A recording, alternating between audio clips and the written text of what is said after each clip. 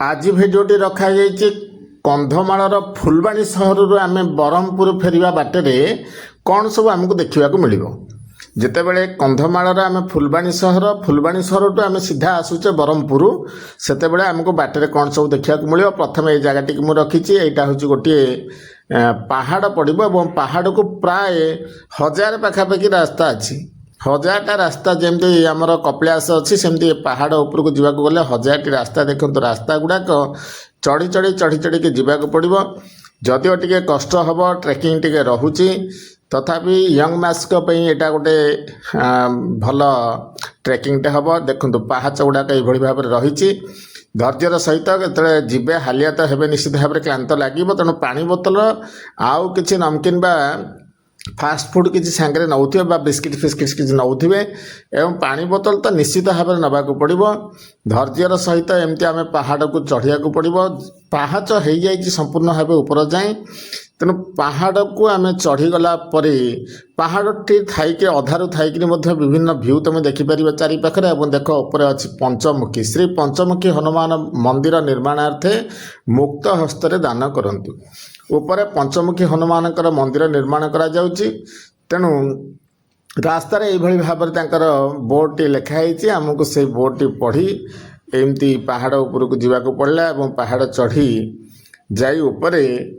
आमर ताने गोटे केते सुंदर जगह यहाँ हम गोटे निश्चित भाव में दर्शनीय जगह हम कारण एत गुड़े पहाच चढ़ी से ठीक कपिलासर गोटे डिटो जगह यहाँ हो कारण कपिलास पहाड़ उपरको आम चढ़ुचे एवं जाइकरी शिव को दर्शन करुचे सेमती ये पहाड़ उपरको आम चढ़ा जाइकरी पंचमुखी हनुमान को दर्शन करवा तेणु निश्चित भाव में जितेबाला आसुंच आसतु उपर देखु यही भाव में खोला जगह रही विराट जगह प्रशस्त जगह किंतु आर्थिक अभाव जोगु ये मंदिर टी भल भाव में निर्माण करा जाई पारुनी आगुरु सेठारे घर द्वार थिला एबे मध्य देखाशुना ठीक भाव में करा जाई न पारिबारु बा आर्थिक असुविधा बा आर्थिक अभाव जोगु मंदिर टी बर्तमान जराजीर्ण अवस्था से घर गोटे दुटा अच्छी एवं गोटे पताका टंगा किसी फलक लग जाठार आहरी घर तैयारी चली तुलसी चौरा रही मंदिर टी छोटिया आकार रही पंचमुखी हनुमान तेणु निश्चित भाव में आप जितेबाला आसुंच बुलापाई कि ब्लॉग वीडियो करुँच जातु ये जगह को लोकलोचन को आणतु ये जगहटी एवं निश्चित भाव में भविष्य में यह एक भल जगह हम देखु लिखाई डलारी मात्रा ग्राम हूँ बालुमात्रा यही जगह जोटा कि कंधमाल फुलबाणी सहर आप ब्रह्मपुर बा कलिंगा घाटी दे ब्रह्मपुर आसला बाटर यहाँ पड़ो तेणु निश्चित भाव में जगह टी रखु कारण भविष्य में यह एक दर्शनीय स्थान हम तापर आम आसी पहुँचीगले कलिंगा घाटी कलिंगा घाटी देखो कलिंगा घाटी विषय तो अनेक वीडियो अच्छे आगुरी मो चैनल वीडियो करी कलिंगा घाटी निश्चित भाव में ओडिशा खाली नुह ओडिशा बाहर लोक मानक आकर्षण केन्द्रबिंदु होती जदिव ये जगार वर्षा दिन में लैंडस्लाइड रोचे तेणु प्रति वर्ष लैंडस्लाइड रोचे माने विपद रोचे तेणु जितेबाला आसुंच से जगि रखी द्वितीय कथा हूँ रास्तार गला बेले माकड़ प्रति विशेष भाव में सावधान रहिए कारण माकड़ मानक दौरात्म्य रही आपड़ जब किसी खाଇବା जिनस कि बैग फैग पाखे रखिंट से माकड़ मान सब किसी रखईदेवे तेणु निजक गाड़ी भितर सुरक्षित रखिए माकड़ मान निजक सुरक्षा रखिए एवं कलिंगा घाटीर जो प्राकृतिक दृश्य ताहा एक अतीव रमणीय दृश्य भाव में परिगणित होची एवं कलिंगा घाटी जिते गड़ी जावा आम तलू से डाहाण पाखे माँ गोटे मंदिर अच्छे और मंदिर पाखे छोटिया झरणा अच्छी कलिंगा घाटी भिडियो से देखा दि जाए तेणु गोटे जगह आम देखी यहाँ द्वितीय जगह तेणु फुलबाणी आम जो ब्रह्मपुर आसुचे बा गंजाम आसुचे यही जगह को आमको देखा माने मिली थाए तेणु निश्चित भाव में जितेबाला आसुंच सब जगार रहीकि सब जगह को उपभोग करूँ लोकलोचन को भल भाव में आणतु जो मैंने जानी तो भल कथा जो मैंने जानी ना से वीडियो शेयर कर निश्चित भाव में जनातु एवं जदि यही रूट्रे आपण मैंने आसुंच निश्चित भाव में ये जगह को आपण मान दर्शनर बा ब्लॉग वीडियो बनइबार कारण ये जगह तो पहाड़ झरणा जंगल ये सब जो रही अंका बंका ही पहाड़ रास्ता बही जाइए पाखे आम गोटे देखिले शिव मंदिर ये मध्य बहु पुरातन शिव मंदिर राजराजोड़ाଙ୍କ अमलर शिव मंदिर देखो केते सुंदर भाव में मंदिर प्राय अर्ध देश अधारे शिवंकर लिंग रही विराट लिंग रही एवं ये शिव मंदिर बहु प्राचीन शिव मंदिर प्राय चतुर्दश शताब्दीर तेणु तृतीय भाव में जगह आमको मिलूँ तेणु केते दर्शनीय जगह आम पाइबा से रूट्रे आसला बेले आपड़ टे भिडियोटी देखु भल भाव में यही सब दर्शनीय स्थान गुड़ाक केबे हेले मिस करंतुनी एडा सब उपभोग करी आसंतु जेते बेले आपण फुलबाणी रु बरहमपुर बा गंजाम आसुचंती केबे हेले जगह को अणदेखा करंतुनी लिखाई टीकावाली आपण को स्वागत जनाऊँ फुलबाणी बनखंड फुलबाणी बनखंडर टीकावाली अंचल शिव मंदिर रही कुहुड़िया थिला पाग तेणु चारिआडे कुहुड़ीर जो पाग रही गोटे सुंदर अनुभूति आणुची एवं एठी शिव मंदिर तोरणटी रही गेटटी रही गेट ठीक पाखे हनुमान विग्रह रही एवं मंदिरटी हूँ श्री पंचलिंगेश्वर मंदिर श्री पंचलिंगेश्वर मंदिर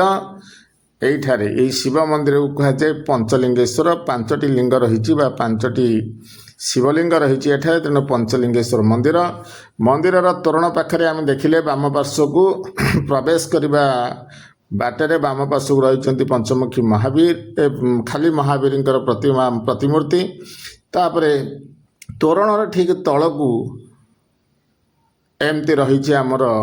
वृषभंकर दुईटी प्रतिमूर्ति रही एवं तार केते सुंदर लगुच देखु दिहे जाकि परस्पर आड़िके अनई आपण मानक देखुं एवं एमान को दर्शन कर सारी आपण आग को माड़ी चलिए पंचमुखी शिवलिंग दर्शन करा देखु से पाखे आम थिला महावीर प्रतिमूर्ति महावीर को एवं तोरणटी देखी तोरण बाट दे तोरण तले थिबा वृषभ महाराज को दर्शन करी आमे आगे चलिलु आग को पंचलिंगेश्वर को दर्शन करने पंचलिंगेश्वर मंदिर विभिन्न प्रकार कारुकार्य खचित होती तोरणटी अति सुंदर लगुच तोरणर जो कारुकार्य अति सुंदर लगुच रंग दे दि जाइए किछटा जो मॉडिफिकेशन करा जहाँफल कि तोरणटी अति सुंदर लगुच यही भाव में अल्प आगक रही आमर शिव मंदिर प्रकोष्ठ पशु पशु बाँ पाख केमती गोटे कूଅ रही ता आग को देखु पानी जगह रही आपणकर म्यूनिसिपालिटी पानी सप्लाई रोचे शिव मंदिर केते सुंदर है आम बड़ी सका जा मंदिर खोली नथिला तेणु देखु ता पाखरे गोटे अति छोट हेले सुंदर पार्कटे आस्ते आस्ते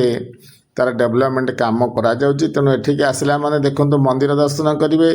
देवदर्शन सांगे पार्क भ्रमण करेंगे पार्क रे आपण समय अतिबाहित करेंगे पार्क रे दोली चेयर ये सब रही पिला माने जदि आपण सांगे रही फैमिली नहीं जाइए तेल आप पार्क रे मॉर्निंग वॉक करने संगे संगे पिला माने खेली पारे पार्क रे आपण जो दोली खसड़ी एडा सब रही चेयर रे बसी पारे थका मिंटई पारे एवं देखो शिवलिंग दर्शन करवा महावीर को दर्शन करवा ता संगे संगे अन्यान्य मंदिर रही भितर आग को देखिए पार्कटी रही तो पार्क को आप पार्क मजा उठे पारे तो निश्चित भाव में फुलबाणी जितेबाला आप बरहमपुर बा गंजाम आसुंच यही सब जगह गुड़ाक रोचे आप नोट कर रखु एवं बाटर यही सब जगह गुड़ी को निश्चित भाव में कवर कर आसतु आपणकर देखा जगार दर्शनीय स्थान मानक गुड़ाक सामिल करूँ पाखे देखो गोटे कल्याण मंडप रही पार्क पाखे कल्याण जदि किसी विवाह भोजी कि किसी फंक्शन करने को चाहते कल्याण मंडप रे करेंगे देखो ये आसीगले आपणकर पार्वती मंदिर शिव मंदिर आमर जो पंचमुखी सॉरी पंचलिंगेश्वर मंदिर रही तार पाखे सब एमती रही आमर संकट मोचन मंदिर पार्वती मंदिर शिव मंदिर गणेश मंदिर रही केते सुंदर परिवेश देखो मंदिर केते चकचाक होकर रही कार्य आगे चलते आम प्रथम जो मंदिर देखी सी हूँ पुरातन मंदिर तापर मंदिरटी नुआरे आउ थे तैयारी होची साइड्रे पार्श्व तेणु पुराना मंदिर आम आगे देखी सब एवं देखुचे नुआ मंदिर गुड़िक ତେଣୁ ଇଏ ହେଉଛି ମାଙ୍କ ମନ୍ଦିର ପାର୍ବତୀ ଦେବୀଙ୍କର ମନ୍ଦିର। ତେଣୁ ଏ ଯେଉଁ ଫୁଲବାଣୀରୁ ଆମେ ଆସୁଛେ ଗଞ୍ଜାମ ବା ସେ ବାଟରେ ପଡ଼ିଲା ବେଳେ ବ୍ରହ୍ମପୁର ଆସୁଛେ, ଆମକୁ ଏଇସବୁ ମନ୍ଦିର ଦେଖିବାକୁ ପଡ଼ିବ ନିଶ୍ଚିତ ଭାବରେ। ତାକୁ କେବେ ହେଲେ ମିସ୍ କରନ୍ତୁ ନାହିଁ। ଏଇସବୁ ଜାଗା ଅଳ୍ପ ଅଳ୍ପ ଡିଷ୍ଟାନ୍ସରେ ଅଳ୍ପ ଅଳ୍ପ ଦୂରରେ ପଡ଼ିବ। ତେଣୁ ଗୋଟିଏ ପରେ ଗୋଟିଏ ଜାଗାକୁ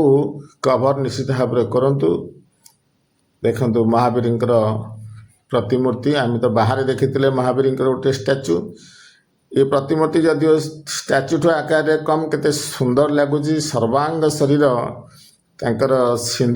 ସିନ୍ଦୁର ଲେପନ କରାଯାଇଛି ଏବଂ ପର୍ବତ ମଧ୍ୟ ହାତରେ ଧାରଣ କରିଛନ୍ତି। ଅଭୟ ମୁଦ୍ରାରେ ଆଶୀର୍ବାଦ ପ୍ରଦାନ କରୁଛନ୍ତି ଭକ୍ତଙ୍କୁ। ଏମିତି ଖୁବ୍ ସୁନ୍ଦର ପରିସର, ମନ୍ଦିର ପରିସର, ଯାହାଫଳରେ କି ଆମେ ଦେଖିଲେ ପ୍ରଥମେ ସେ ପାହାଡ଼ ଉପରେ ରହିଥିଲା ଆମର ପଞ୍ଚମୁଖୀ ହନୁମାନଙ୍କର ମନ୍ଦିର। ତାପରେ ଆମର ରହିଲା ପଞ୍ଚଲିଙ୍ଗେଶ୍ୱର ମନ୍ଦିର, ସବୁ ପଞ୍ଚରେ ଚାଲିଛି, ପଞ୍ଚଲିଙ୍ଗେଶ୍ୱର ମନ୍ଦିର। ତାପରେ ଆମେ ଦେଖିଲେ ଏଠି ସନ୍ତୋଷୀ ମାଙ୍କ ମନ୍ଦିର। ଦେଖନ୍ତୁ ସେ ମନ୍ଦିର ଭିତରେ ନୂଆ ନୂଆ ମନ୍ଦିର ସବୁ କରାହେଇଛି। ଏଗୁଡ଼ା ସବୁ ନୂଆ ତୋଳା ହେଇଛି। ପୁରୁଣା ମନ୍ଦିର ତ ଆମେ ପ୍ରଥମେ ଦେଖିଥିଲେ ଭିଡ଼ିଓରେ। ଏଣିକି ଯେଉଁ ମନ୍ଦିର ଗୁଡ଼ା ଦେଖୁଛୁ, ମନ୍ଦିର ଛୋଟ ହେଲେ ମଧ୍ୟ ଆକାରରେ ଖୁବ୍ ସୁନ୍ଦର ଲାଗିବ। ତାପରେ ଆସି ଆମେ ପହଞ୍ଚିଗଲେ ଗୋଟେ ୱାଟର ରିଜର୍ଭର। ଏଠି ପାଣି ଗୁଡ଼ାକୁ ଯେଉଁ ବର୍ଷା ଦିନେ ଆସୁଛି ପାହାଡ଼ରୁ ଗଡ଼ିକିରି ପାଣି, ତାକୁ ଏଠି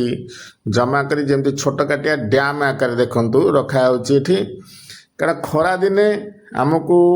ପାଣିର ଅଭାବ ଦେଖାଯିବ ଏ ଅଞ୍ଚଳରେ। କେତେ ସୁନ୍ଦର ଲାଗୁଛି। ଯଦି ସୂର୍ଯ୍ୟ ଉଇଁ ଯାଇଥାନ୍ତେ ଏ ଦୃଶ୍ୟ ବୋଧେ ଅତି ସୁନ୍ଦର ଲାଗିଥାନ୍ତା।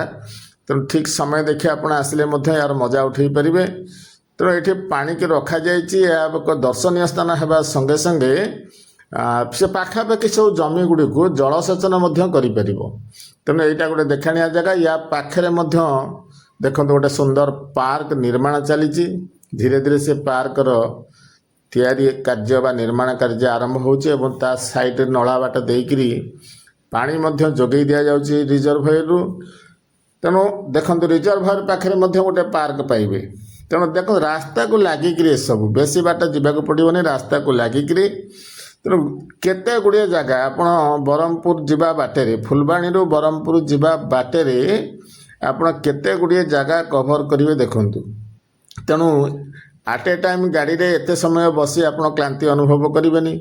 ବାଟରେ ସ୍ଥାନେ ସ୍ଥାନେ ଆପଣଙ୍କୁ ଓହ୍ଲାଇବାକୁ ପଡ଼ିବ ଏବଂ ଏସବୁ ଜାଗା ଗୁଡ଼ାକରେ ଆପଣ ମଜା ଉଠାଇବାକୁ ପଡ଼ିବ। କିନ୍ତୁ ଏଇଆ, ଖରାଦିନେ ଏସବୁ ଜାଗାକୁ ଆପଣ ଯାଇପାରିବେନି। ଖରାଦିନେ ପ୍ରବଳ ଗରମ ହେବ, ଗୁଳୁଗୁଳି ହେବ। ତେଣୁ ଏହା ବର୍ଷା ଦିନେ ମଧ୍ୟ ଆମର କଳିଙ୍ଗା ଘାଟିରୁ ଲ୍ୟାଣ୍ଡସ୍ଲାଇଡ୍ ହେବାର ଭୟ ରହୁଛି, କାରଣ ପ୍ରତିବର୍ଷ ଏଭଳି ଅସୁବିଧା ବା ଦୁର୍ଘଟଣା ମାନ ଘଟୁଛି। ତା ପାଖରେ ଦେଖନ୍ତୁ ଏକ ମନ୍ଦିର। ତେଣୁ ଶୀତ ଋତୁ ପ୍ରାୟତଃ ସର୍ବୋତ୍କୃଷ୍ଟ, ସବୁଠୁ ଭଲ ସମୟ ହେଉଛି ଶୀତ ଋତୁ। ଦେଖନ୍ତୁ ଇଏ ମଧ୍ୟ ଛୋଟିଆ ମନ୍ଦିରଟିଏ ହେଲେ ମଧ୍ୟ ଫୁଲବାଣୀ ସହରରେ ଆମର ରହିଛି, ଯେଉଁଟାକି ଅତି ସୁନ୍ଦର ଲାଗୁଛି। ତା'ର କାରୁକାର୍ଯ୍ୟ ଦେଖନ୍ତୁ କେତେ ସୁନ୍ଦର ହେଇଛି ମାଙ୍କର ମନ୍ଦିର। ଏବଂ ଏଇଠାରେ ମା ଉଭା ହୁଅନ୍ତି। ଆଉ ବିରାଟ ବଟବୃକ୍ଷ ତଳେ ରହିଛି ଏ ମନ୍ଦିର। ତେଣୁ କେଉଁ ଯୁଗରୁ ଏ ବଟବୃକ୍ଷଟି ଅଛି ବୋଲି ଲୋକମାନଙ୍କର ବା କିମ୍ବଦନ୍ତୀରୁ କହୁଛି ଲୋକ କିମ୍ବଦନ୍ତୀ। ତେଣୁ ଏ ବଟବୃକ୍ଷ ମୂଳେ ପ୍ରଥମେ ଥିଲେ ଏବଂ ସେ ଦୂରକୁ ମାଙ୍କର ଗୋଟିଏ ମନ୍ଦିର ତିଆରି କରାଯାଇଛି। ଆକୁ ମଧ୍ୟ ଦେଖିପାରିବେ। ଭିଡ଼ିଓଟି କେମିତି ଲାଗିଲା ନିଶ୍ଚିତ ଭାବରେ କମେଣ୍ଟ ବକ୍ସରେ କହିବେ। ଭିଡ଼ିଓଟି ଯଦି ଭଲ ଲାଗିଛି ଲାଇକ୍ଟିଏ କରନ୍ତୁ, ଚ୍ୟାନେଲ ସହିତ ଯୋଡ଼ି ହୋଇ ରୁହନ୍ତୁ, ସାଙ୍ଗମାନଙ୍କୁ ମଧ୍ୟ ସେୟାର କରନ୍ତୁ। ଭିଡ଼ିଓଟି ଦେଖିଥିବାରୁ ଥ୍ୟାଙ୍କ ୟୁ।